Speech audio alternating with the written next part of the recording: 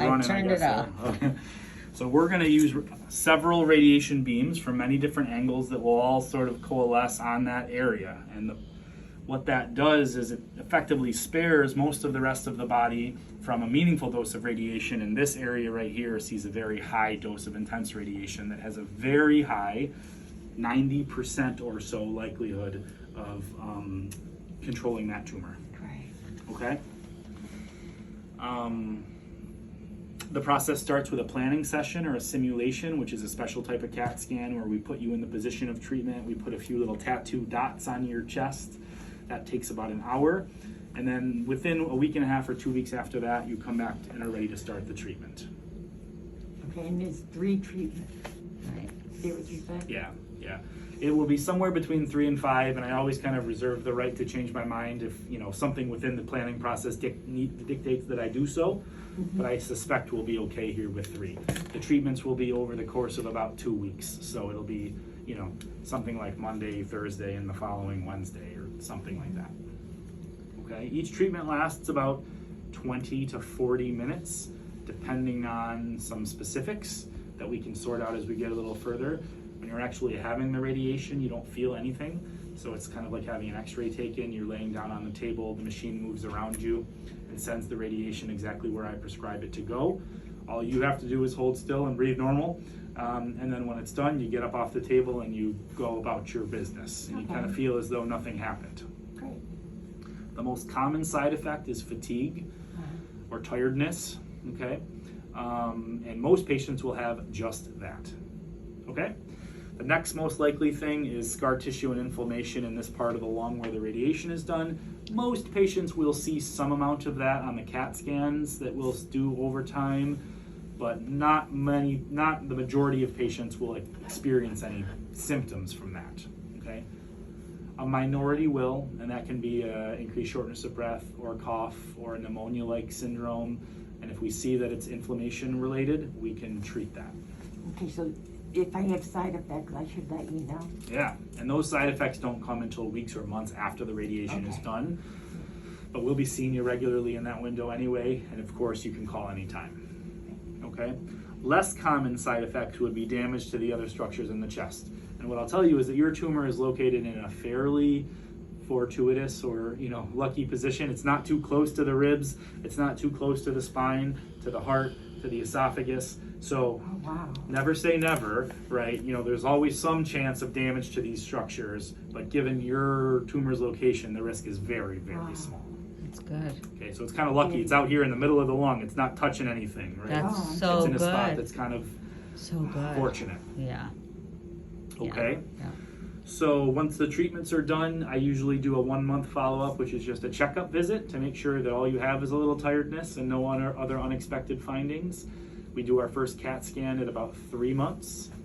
And then we do them every 3 to 6 months thereafter based on our level of concern. If everything looks great and it's responding and scarring up the way it's supposed to, we go to 6-month scans pretty quickly. And if we say, well, that one lymph node looks a little concerning, let's check it again in 3 months, right? We use shorter intervals as needed, and we always can revert to PET scans or biopsies if there's ever something to be worried about. Okay? Yeah. I know I'm throwing a ton of information your way. You feel like you're following what I'm saying? Yeah. Okay, good. The only other big thing to mention here is you are, we think, eligible for a research study or a clinical trial, and it's just an option. It's totally voluntary, but because we're an academic center where not only do we do teaching, right, but we also do research, and we're involved in national research studies. So I wanted to discuss the option with you, okay? And the way I frame this particular research study is like this. So I told you that the radiation has about a 90% chance of controlling that tumor, right? The likelihood that the radiation cures the cancer overall, meaning it never comes back and it doesn't limit your life expectancy and you're cured in the way that you think of that word being used, is about 70 to 80%. And the reason that those numbers are different is because of what we talked about earlier, right? It only takes one little cell to escape and spread, right?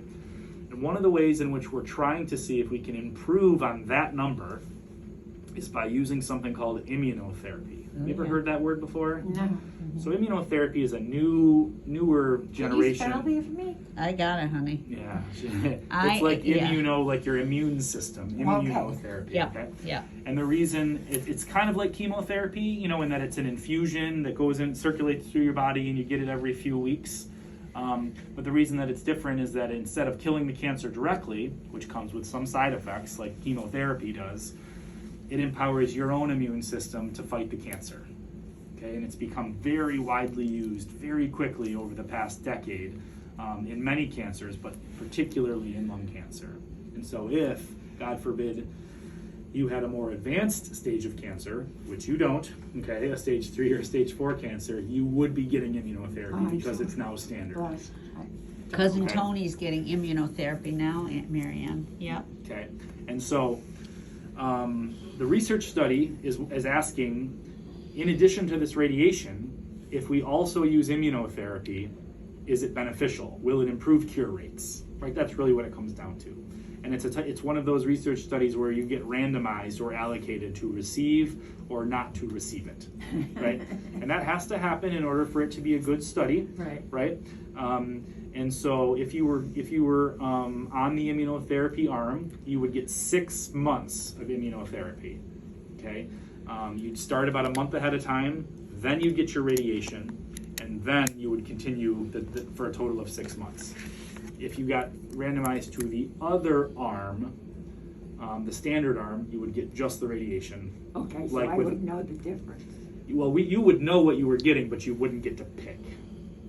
I wouldn't You know. you would know, but you would not get to pick which one you got. Oh, yeah. Right. So there'd be a 50% chance that you get the immunotherapy and a 50% chance Yeah. that you got the standard radiation treatment. Yeah. And again, totally voluntary. I can get you some paperwork if you want to think about it. Yeah. But it's an option, and you know, so I wanted to bring it up with you. Are there side effects with immunotherapy? So there are. So all treatments have some degree of side effect, right? And the hope is Right. that the benefit gained outweighs the potential side effects. And the main type of side effect that comes with immunotherapy is autoimmune type things, right? Because what we're doing is we're sort of revving up your immune system to fight the cancer, but it can also be over-revved to attack your own organs. So it can cause lung inflammation. It can cause inflammation of the thyroid or the bowels. And those are rare things, don't get me wrong, they're very rare.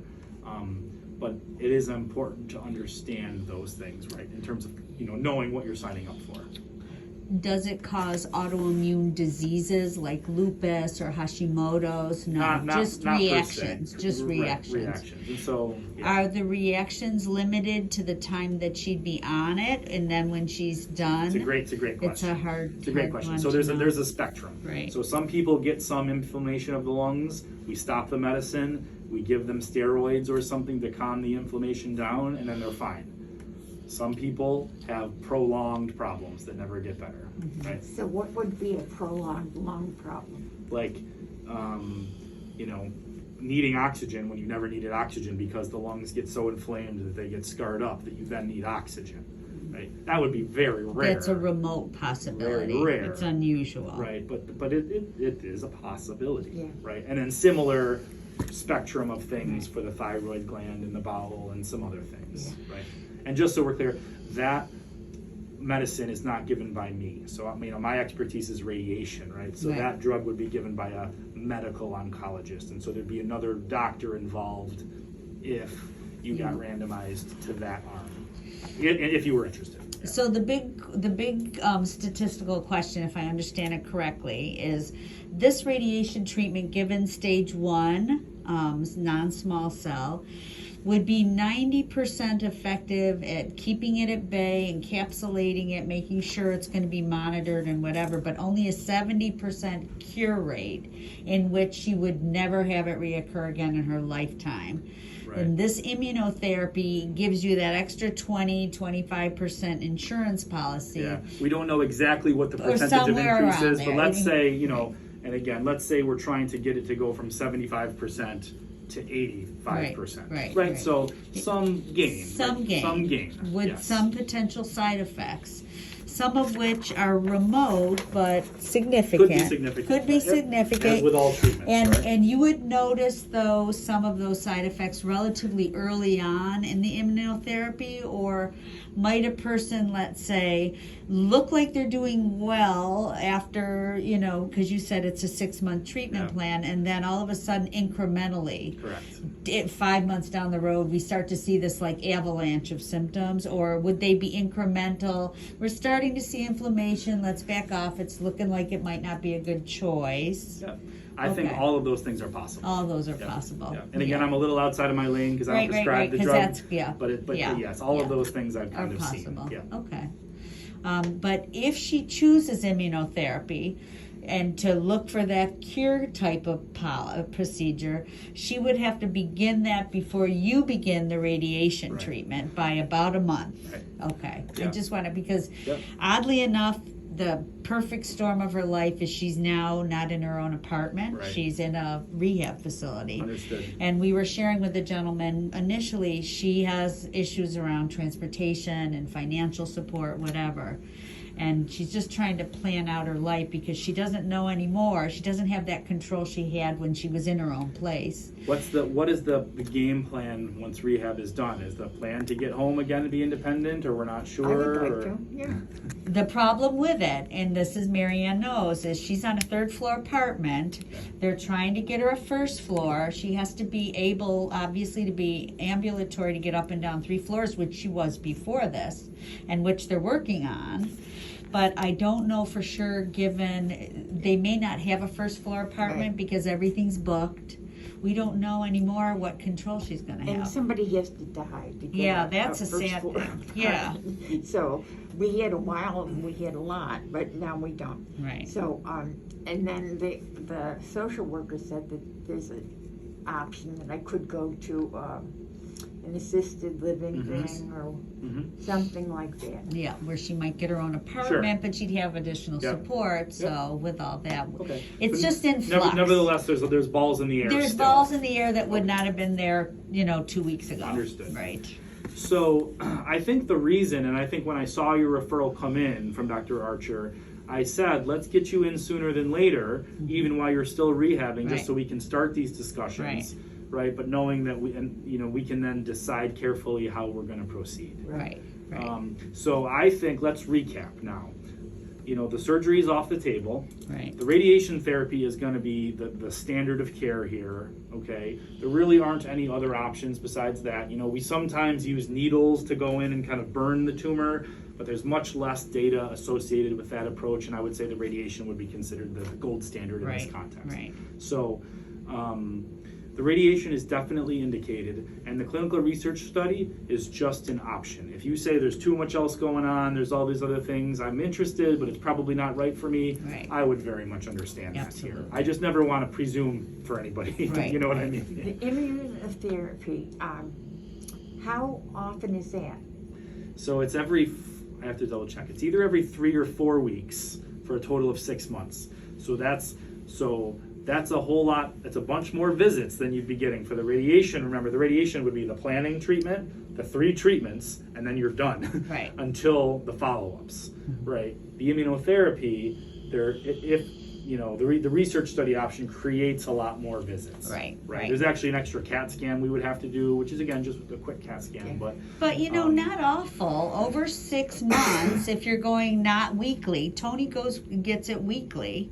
right. If you're only getting it every 3 weeks, it's different, or so that's fewer. Yeah. I mean, it's definitely stuff to think about. Yeah. Oh, yeah. Yeah. So what I can do, what we usually would do at this point is I'll print you out the consent form for the research study for you to review, right? Okay. And that, not because I want you to sign it, but because it's written in patient language.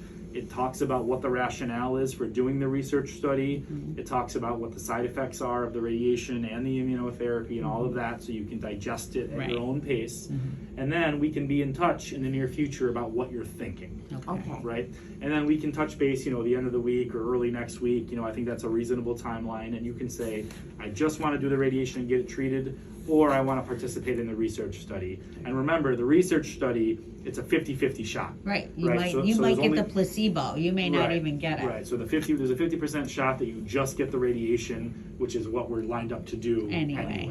Okay. And then I guess a question I had, I didn't realize Marianne's first original diagnosis was February. I had only heard about it with the biopsy in April. I didn't hear about that free x-ray she had or free Okay. whatever. So February to, let's say, August, even if it is slow growing non-small cell, I mean, this is more time than I mean, we talked about the nervousness of waiting in between. Let's say that adds another month to when she begins something. Is that anything to worry about with this level 1, stage 1 non-small? It's a great question, and we Yeah. never know for You sure. don't know. We always try to get things done as quickly as possible, Right. Right, but we never rush at the expense of quality. Right. It's kind of the way I say it. Yeah. So, you know, if we look, and I didn't pour through everything that's happened since February, Right. just because it's not particularly Right. germane, but. Right. If we went all the way back, could we have found ways to move it up a little bit, right? And could I get you treated in 2 weeks instead of 4 weeks or something? Like, probably, but more than likely, a couple weeks one way or the other doesn't better. make a big difference. And if it did, we'd never know it anyway, Right. So we want to make sure we do things with high quality and high fidelity, right? That's the Exactly. most important thing at Right. this point. Gotcha. And so it is probable, let me say, that the research study would add an extra couple of weeks to the timeline, which, you know, some people say, forget it, I want to get it done as soon as possible, I don't want to deal with that, and that's fine.